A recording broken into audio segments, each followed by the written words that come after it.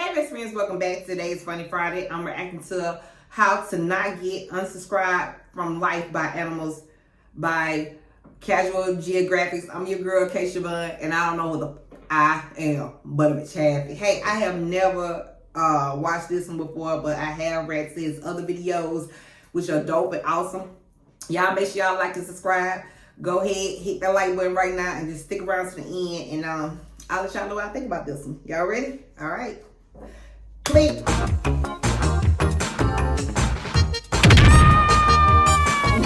So if you're a long-time subscriber, there's a couple of videos that might have brought you here. One of them might be the very first video I ever made. It's still up today, but considering it was a TikTok compilation I slapped together and it was back when I used Apple headphones as a mic, the quality is trash. In fact, rewatching that video nearly made me cringe myself into a hernia, and in all honesty, if the views didn't go crazy, I definitely would have vaulted it like nature did the dinosaurs. Or the Bundy Hornets, whatever happened to them? Well, with the recent upgrade in the production quality of my channel, I figured why not remake the video that probably got you here in the first place. So here's how to survive a moose attack. You don't actually have a choice in the matter. You see, the key word here is attack. The road to getting a moose aggravated often comes with a toll price of your life. And honestly, you're probably safer in front of a bear than a 10-foot tank with antlers. With predators, you can convince them that you're not worth the effort. But there is no negotiating with something that thinks you're actively trying to turn it into calories. So the best way to survive a moose attack is to not even let it get to that point. So here are some signs that a moose is considering turning you from one of a kind to another in a pine. If a moose stops eating or drinking and suddenly stares at you, you got the moose's attention and it's in your life's interest to give it back. If a moose shows you the whites of his eyes, soon you'll be seeing the sight of God's skies. And if the ears are pinned back, his mind's on attack. And this goes for pretty much all animals. Once the ears go flat, then the next few seconds are going to be very crucial to continuing your way of life.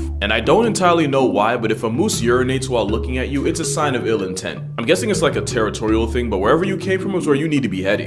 And if a moose lowers his head and starts approaching you, that is likely the last warning that doesn't come with a hospital bill. Of course, none of that really matters because a four-legged armored truck with the ability to make conscious choices could just choose to charge you unprovoked. Because there is no playbook in nature that the Moosai is going to follow. At which point, your options are limited, but why the hell is he attacking that little girl like that out of everybody?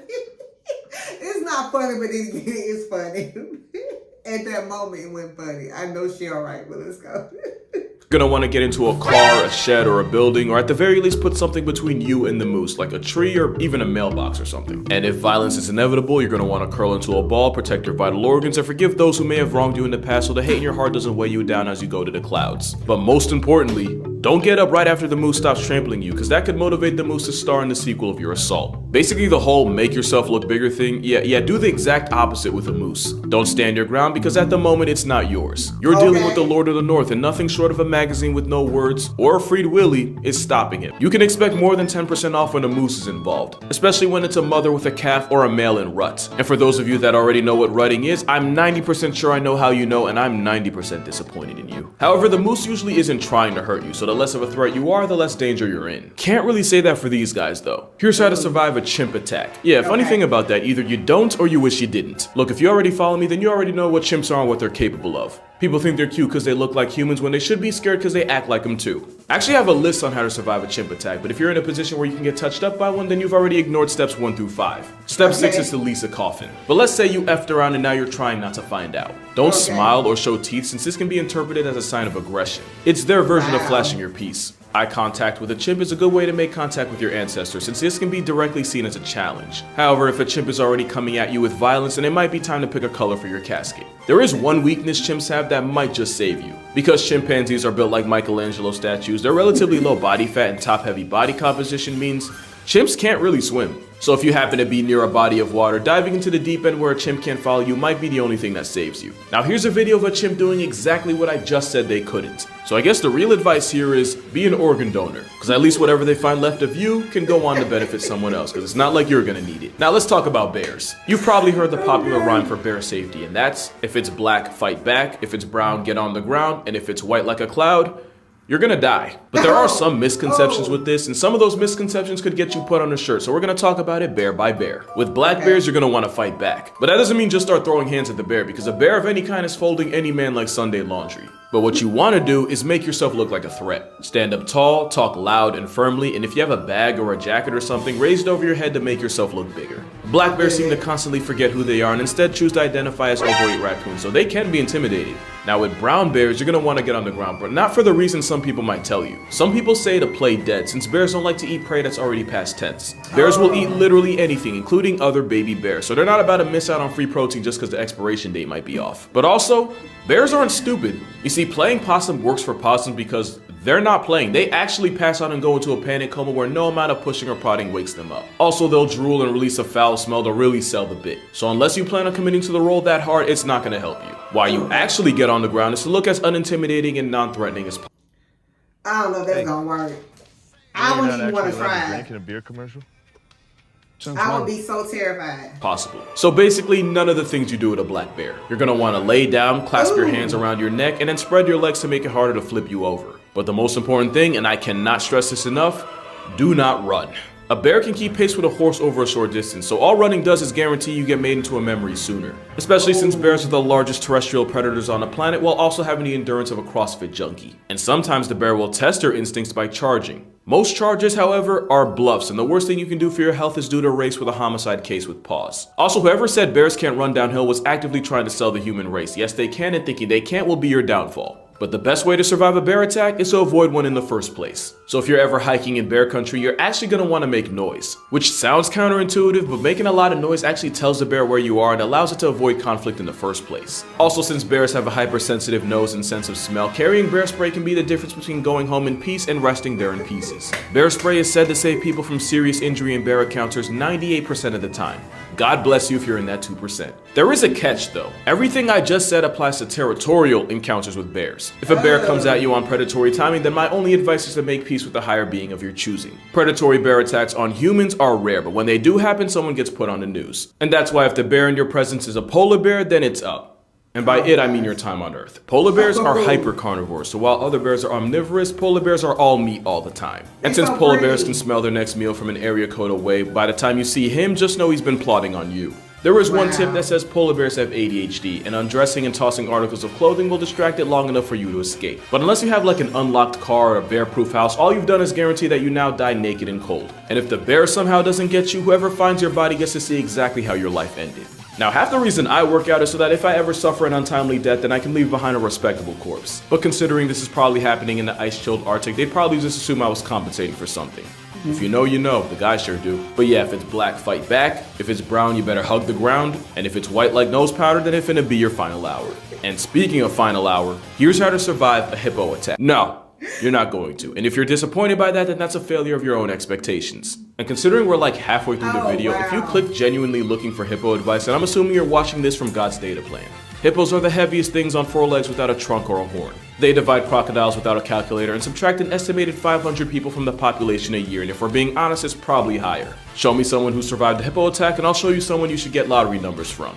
So my only advice to surviving this whale Karen throwing a fit is to uninstall yourself so he doesn't get credit for the kill. Unless you're exercising the right to bear absolute heat, in which case I hope he likes seafood because he finna eat some shells. Then again, since hippos are as close as you can get to being bulletproof, self-deletion might be the easiest way out. Ironically, in this entire video, the cougar might be the most survivable out of any animal here. The rules for surviving a cougar are pretty simple. Try to travel in groups, avoid being out at dawn or dusk, and if one tries to offer you a drink, just remember nothing in this life is free. Now, when surviving the actual cats, the rules are a little different. You see, cougars are actually naturally wary of people and are perfectly happy avoiding humans. So if a puma ever presses you like in this video, it's likely you accidentally stumbled into some cubs and now you gotta see the mama about it. Back away slowly. All running does is tell the cougar that you're something worth chasing. Also, with ambush hunters, the worst thing you can do when a cat confronts you is turn your back to it, because that makes it more likely to pounce. You're gonna want to stand up tall and back away slowly while speaking in a loud, firm voice. It doesn't matter what you say, you can recite the entire script for the B movie, as long as it's loud enough for the cougar to hear you.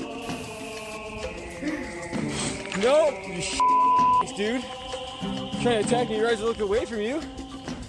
Dude.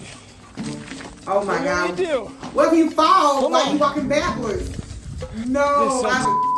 You can also throw things not at, but near the cougar. However, if you crouch down to pick something up or take your eyes off the cougar, then you've broken 2 rules in 1 move. Wow. Just keep moonwalking and understand that if the cougar wanted you off the census, you'd already be trending on Twitter. This advice pretty much applies for big cats too. However, if you find yourself staring down a lion, first of all, it probably took a lot of bad life decisions to end up there, and it's likely your fault. But pay attention to its tail. If it's swaying from side to side, that means the lion feels threatened, which is good because that means it can still be negotiated with. But if the tail's rigid and not moving at all, then it's likely a predatory encounter, in which case the only thing up for negotiation will be the cost of your casket. In tiger country, it's often advised to wear a backwards mask to convince the ambushing big cat that it's already lost the element of surprise. But with tiger attacks on the rise, it's likely the striped demons are calling the bluff. Bluffing's probably your only option against a kangaroo. Like with the moose and the brown bear, your goal is to convince the steroid rabbit that you're as little of a threat as possible. And you do that by avoiding eye contact and not facing the macropod directly.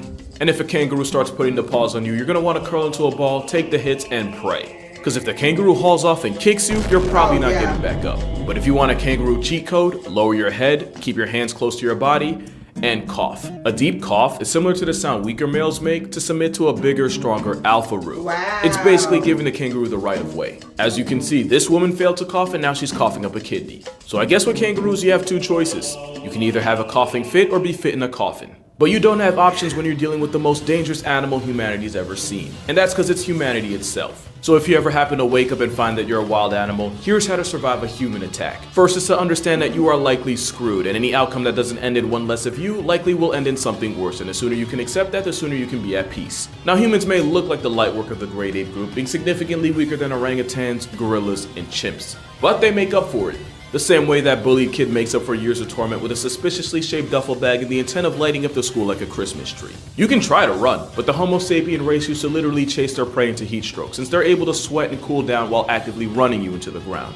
Of course, that's when they hunted with spears. Now they use their father's boomstick to blow you off the census, while still being too far for you to add any input to the matter. Make no mistake, without claws, venom, or a strong bite force, an unarmed human might seem like an easy W. Until you realize that humans work as a massive monkey mafia, where if you hurt or murk one of their own, they exterminate your entire family. And honestly, that's the nicest thing they'll do. Because the other option involves being captured and taken as a spectacle in their society, where they will imprison you, break you down, and punish you for being yourself, just like high school. But the worst part of it all, when the deuces hit the fan and someone gets put on a shirt, they'll blame you for being what you've always been. They'll slaughter hundreds of millions of your kind and then gaslight you to convince themselves that you're the problem, all while actively destroying the natural order that existed billions of years before them. Because humans aren't God, but they sure love to play it. So the only way to survive a human attack is to readjust your goals and just enjoy the show before a hairless oppression monkey with a superiority complex comes by and cancels it. But that's gonna do it for this video. For more consistent content, be sure to follow my Instagram and TikTok. I try to post daily on both. And if you haven't already, be sure to check out my new book on 100 deadly animals that can RSVP your place in a cemetery. And if you'd like to support this channel beyond just subscribing, my Patreon's also gonna be in the description. But other than that, drink water, hug your mother, and be safe out there. Because the only thing more of a menace than the animal behind the cage is the one outside it.